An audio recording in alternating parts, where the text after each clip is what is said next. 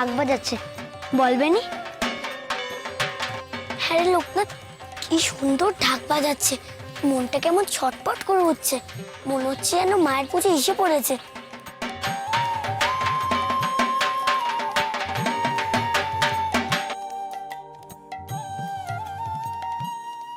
তোমরা কি সুন্দর ঢাক বাজাও গো। তোমাদের ভালো লেগেছে সন্ন্যাসী ঠাকুর? হ্যাঁ গো, খুব ভালো লেগেছে। আমরা মায়ের পুজোয় ঢাক বাজাতে চাই গো, তাই আমরা কালীঘাটে এসেছি।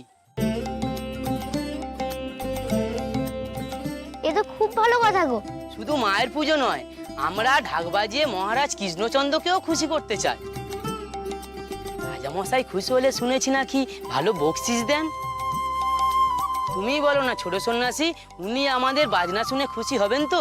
হ্যাঁ গো, খুব খুশি হবেন, বিশ্বাস করো। রাজামশাই বড় ভালো মানুষ, সব শিল্পরই তিনি কদর বোঝেন, তোমাদের বাজনারও তিনি কদর বুঝবেন। দেখো যাক, এই যে তুমি আমাদের ভরসা দিলে, মনে বড় বল পেলাম।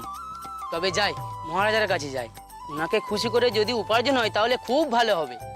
ও ঢাকি কাকুরা, তোমরা আমার সঙ্গে ঢাক বাজাতে বাজাতে একটা জায়গায় যাবে গো। এই লোকনাথ, তুই ঢাকিদের নিয়ে এখন কোথায় যাবি রে? দেখ না কি করি।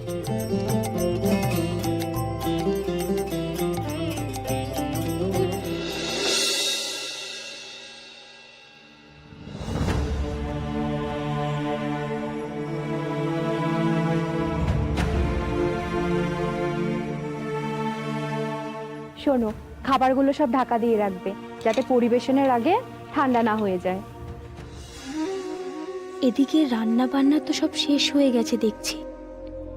ভালোই হয়েছে, বর্দির অন্যমনস্কতার সুযোগে এবার এই লঙ্কা বাটা সব খাবারে মিশিয়ে দিতে পারলেই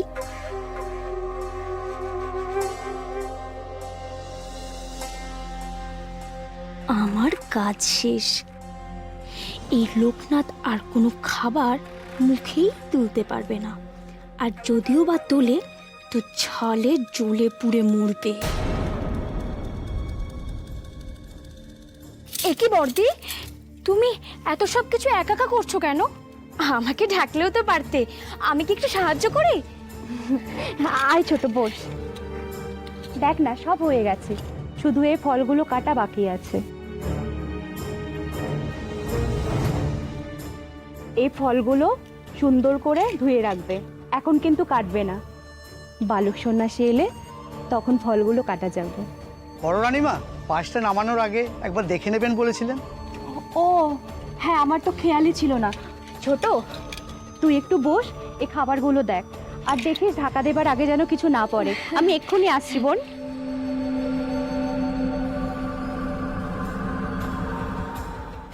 এইবার এই সব খাবারে লঙ্কা বাটাটা মিশিয়ে দিতে পারলে ব্যাস, আর দেখতে হবে না।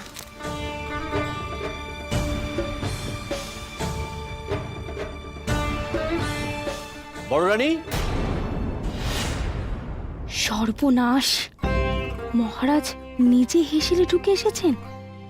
ভাগ্যিস কিছু দেখে ফেলেননি। তোমরা খুব সুন্দর ঢাক বাজাচ্ছ গো, আরো জোরে ঢাক বাজাও যেন সবাই শুনতে পায়।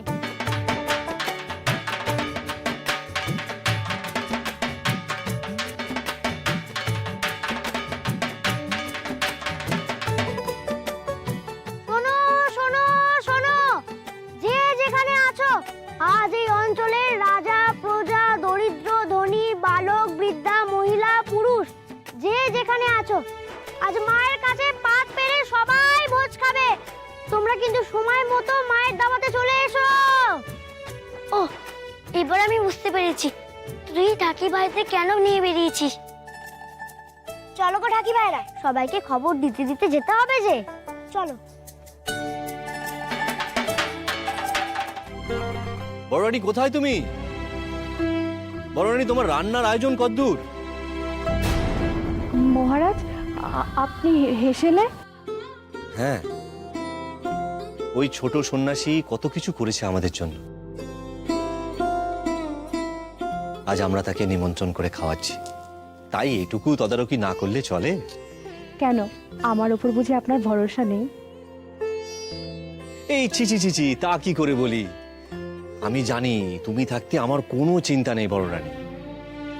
লোকনাথের আপ্যায়নে তুমি কোনো ত্রুটি রাখবে না। তাও একবার চলে এলাম। সব তৈরি তো? আপনি চিন্তা করবেন না মহারাজ, রান্না বান্না সব প্রস্তুত।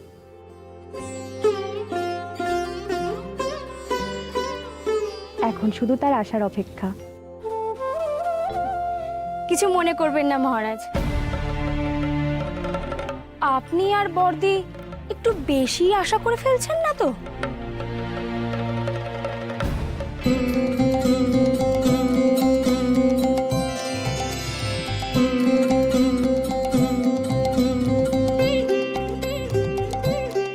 রোজ রোজ আমরা যে খাবার খাই, ওই বালক সন্ন্যাসী ঠাকুর ওই খাবার কি একবেলাও মুখে তুলতে পারবে?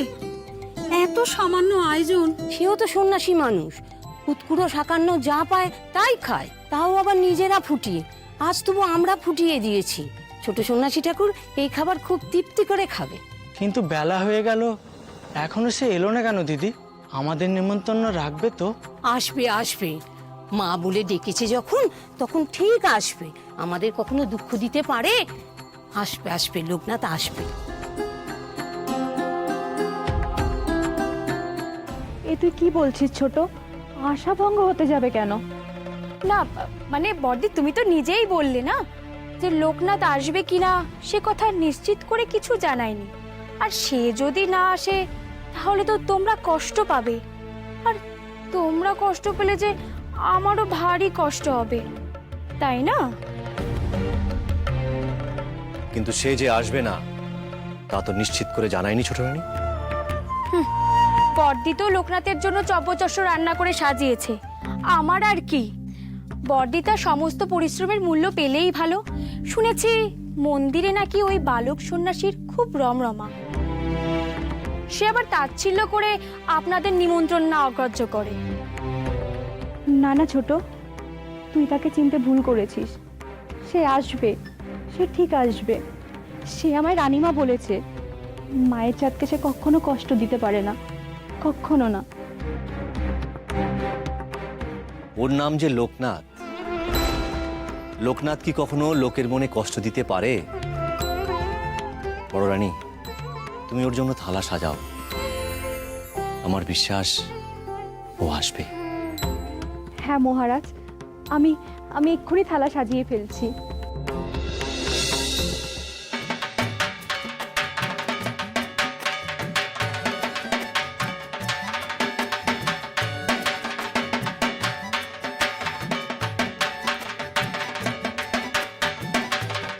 কি ছোট সন্ন্যাসী ঠাকুর, কোথায় চললে?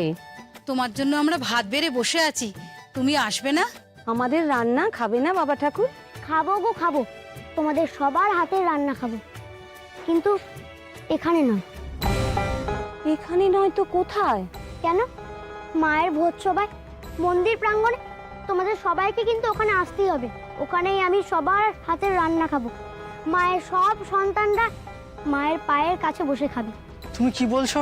আমরা ঠিক বুঝতে পারছি না গো বাবা ঠাকুর। বুঝবে গো বুঝবে, সব বুঝবে, কিন্তু তার আগে তোমরা কি রান্না করেছো সব কিছু নিয়ে এসো, তাহলে তোমরা নিজেরাই বুঝতে পারবে। দেরি করো না কিন্তু, তাড়াতাড়ি চলে এসো কেমন? চলো গো ঢাকি ভাইরা, বাজাও তোমাদের ঢাক, সব জায়গায় খবর দিতে হবে তো, চলো।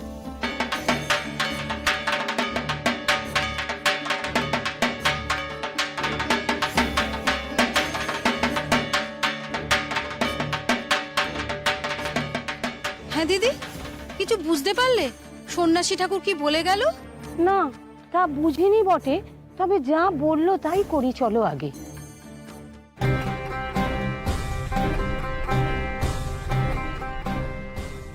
লোকনাথ বেনি যে এখনো এলো না মহারাজ, আপনি কি একবার এগিয়ে দেখবেন? সত্যি তো, দুপুর হয়ে এলো, মধ্যাহ্ন ভোজনের নিমন্ত্রণ করেছিলাম আমি। আসার হলে তো এতক্ষণে চলে আসার কথা। আমি বরং লোক পাঠাই মন্দিরে ওদের ডাকতে। তাতে আর কি লাভ মহারাজ? আপনি আর বর্দি তো নিজে মন্দিরে গিয়ে লোকনাথকে নিমন্ত্রণ করে এসেছেন, তাও সে এলো না, তার মানে তো লোকটা নিমন্ত্রণ গ্রহণই করেনি। না মানে এখনো তো সময় পেরিয়ে যায়নি তার আসার। আর আসবে বলে মনে হয় না বর্দি, তুমি মিছেই আশা করছো। লোকনাথ যা অহংকারী বালক, সেদিন দেখলে না তোমার মন্দিরে দান করা গয়না কেমন ফেরত দিয়ে দিল। সে তো এক বিশেষ উদ্দেশ্য নিয়েই। হ্যাঁ মহারাজ, আপনাকে অপমান করার জন্য তো সে এই কাজ করেছে। আপনারা যতই বলুন না কেন মা কালী এ কাজ করেছে, মা কালী সব জানে, কিন্তু আমি কিন্তু নিশ্চিত এর পেছনে লোকনাথেরই কোনো হাত আছে। আর আমি এটাও জানি এখানে লোকনাথ কিছুতেই আসবে না। আমরা এসে গেছি গো।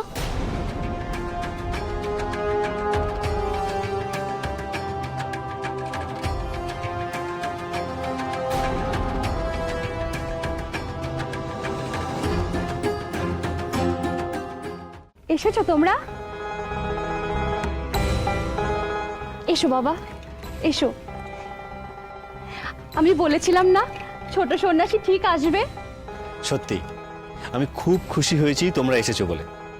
আর তোমাদের দেরি দেখে তো আমার রানীরা ভাবছিল যে ও ওসব কথা থাক না, ওরা রোদে তেতে পুড়ে এসেছে, ওদের আগে একটু জল মিষ্টি দিই। এসো এসো, বসো। না গো বড় রানীমা, আমরা আর বসবো না।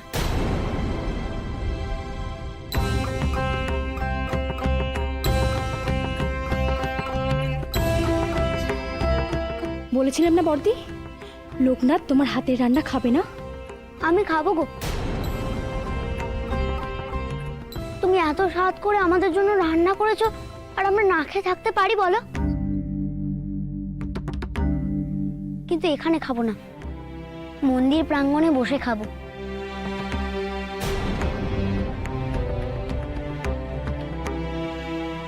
মন্দির প্রাঙ্গণে বসে খাবে? হ্যাঁ গো রাজামশাই, আমরা সব গ্রামবাসীরা মিলে একসাথে বসে খাবো, জাতি ধর্ম নির্বিশেষে এক পংক্তিতে বসে। মায়ের সামনে তার সব সন্তানরা খেলেছে, মা দেখে খুব খুশি হবেন। রাজামশাই, বড় রানীমা, তোমরাও চলো না গো। বড় রানীমা, তুমি যা রান্না করেছো সব কিছু নিয়ে মন্দির প্রাঙ্গণে চলো। তোমরা যাবে তো? তোমাদের যত দাস দাসী আছে, লোক লস্কর আছে, সবাইকে নিয়ে চলো, ওখানেই খাওয়া দাওয়া হবে।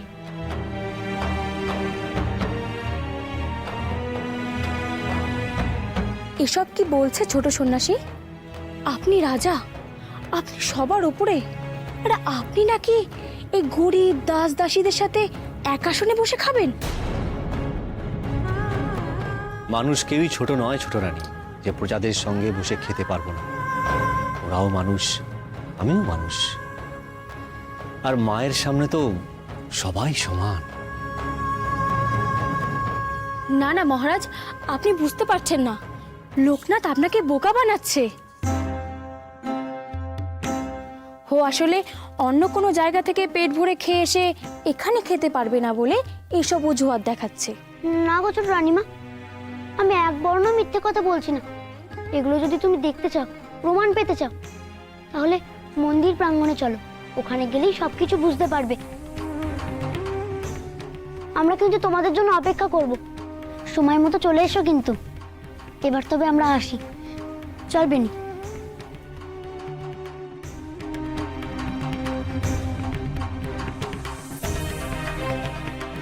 এখন কি করব মহারাজ?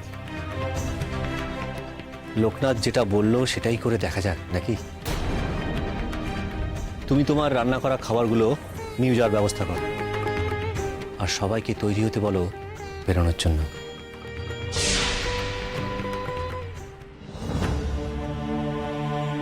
কেন সন্ন্যাসী ঠাকুর মন্দির প্রাঙ্গণে যেতে বললো কে জানে? খোলসা করে তো কিছু বললো না, সবাই নাকি মায়ের কাছে পাত পেরে খাবে। সেও কি হয়? বড় মানুষরা কি আমাদের সঙ্গে একসঙ্গে বসে খাবে? এই ছোট সন্ন্যাসী ঠাকুর না অনেক অসম্ভবকে সম্ভব করতে পারি। চলো একবার গিয়েই দেখি। হ্যাঁ তাই চলো। ছোট সন্ন্যাসী কি যে করতে চাইছে আমরা তো কিছুই বুঝতে পারছি না।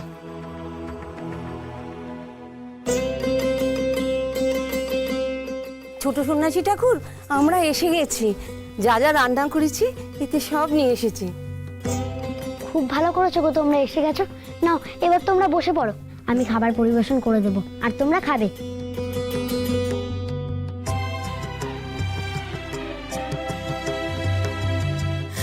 আমরা খাবো? হ্যাঁ গো, আবার আমি যখন খেতে বসবো তখন তোমরা খাবার পরিবেশন করবে, কেমন?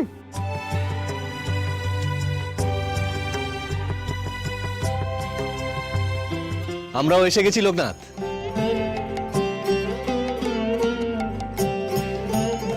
মহারাজ, আসুন আসুন মহারাজ, আসুন, সুস্বাগতম, আসুন। লোকনাথের ডাক ফেরাতে পারলাম না প্রণবাচার্য। মায়ের মন্দিরে এক পংক্তিতে বসে ভোজন করার সৌভাগ্য যে আমার কোনোদিন হবে এ আমি আগে কখনো ভাবিনি। এ সবই লোকনাথের ইচ্ছে মহারাজ।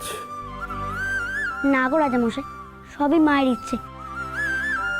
মায়ের সব সন্তানরা একসাথে বসে খাচ্ছে, মা দেখলে খুব খুশি হবে।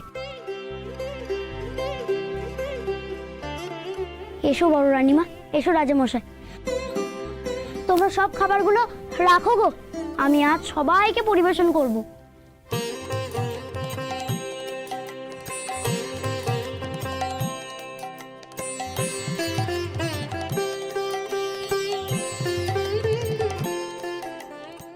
ভাই, তুই একা কেন পরিবেশন করবি? আমরা সবাই তোকে সাহায্য করব। হ্যাঁ, আমিও করব। দে লোকনাথ দে, সকলকে সেবা করার সুযোগ দে। এ যে এক মহান পুণ্যের কাজ বাবা। বেশ, তোমরা সবাই দাঁড়িয়ে রইলে কেন? বসে পড়ো।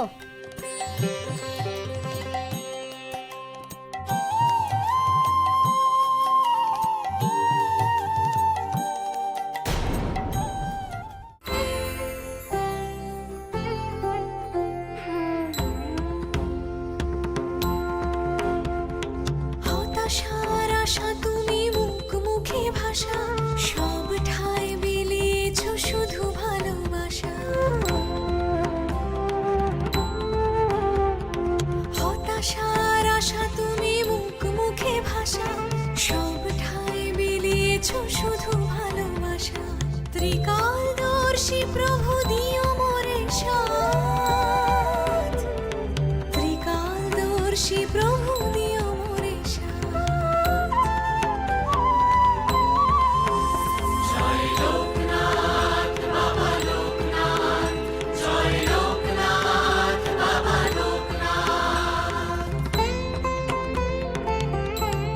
আমাদের বড় রানীমা নিজের হাতে রান্না করেছে, কেমন হয়েছে গো? অপূর্ব অপূর্ব। কোনোদিন তো এরকম রাজকীয় আহার খাইনি, মন একেবারে ভরে গেল গো। এ সবই হয়েছে লোকনাথের জন্য। আমি তো খালি প্রজাদের প্রতি কর্তব্যই করে গেছি। মায়ের সন্তান হয়ে প্রজাদের মাঝখানে বসে আহার করার কোনো কল্পনাই আমি কোনোদিন করিনি।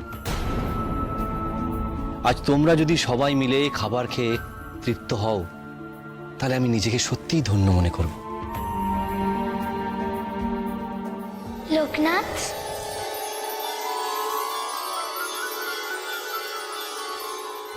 মা, মা তুমি? লোকনাথ, আমাকে একটু পোলাও দে। মা, তুমি এখানে সবার সঙ্গে খেতে বসেছো? তুই খেতে দিবি আর আমি না এসে পারি? মানুষের মধ্যেই যে ভগবানের বাস, নরের মধ্যেই যে নারায়ণ। এই মানুষে আর ভগবানে কোনো ভেদ নেই। তাই তো আমি এখানে বসে খেয়ে খুব তৃপ্তি পাচ্ছি।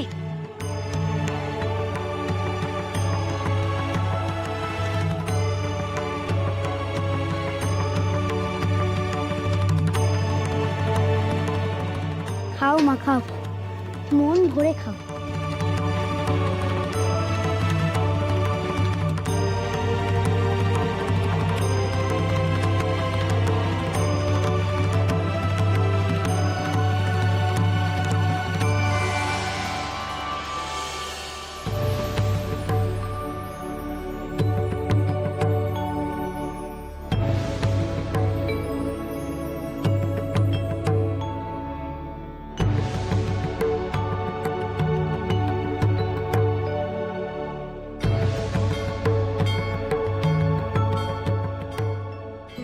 বড় রানীমা, দেখেছো সবাই কেমন তোমার হাতের রান্না তৃপ্তি করে খাচ্ছে? সবাই তো খেলো লোকনাথ, এবার তুমি খাবে না আমার হাতে রান্না করা খাবার? খাবো তো, একসঙ্গেই বসবো। রাজামশাই, গ্রামবাসীরা যেমন তোমাদের রান্না খাবার তৃপ্তি করে খেলো, তোমাকেও কিন্তু গ্রামবাসীদের রান্না শাকান্ন খেতে হবে।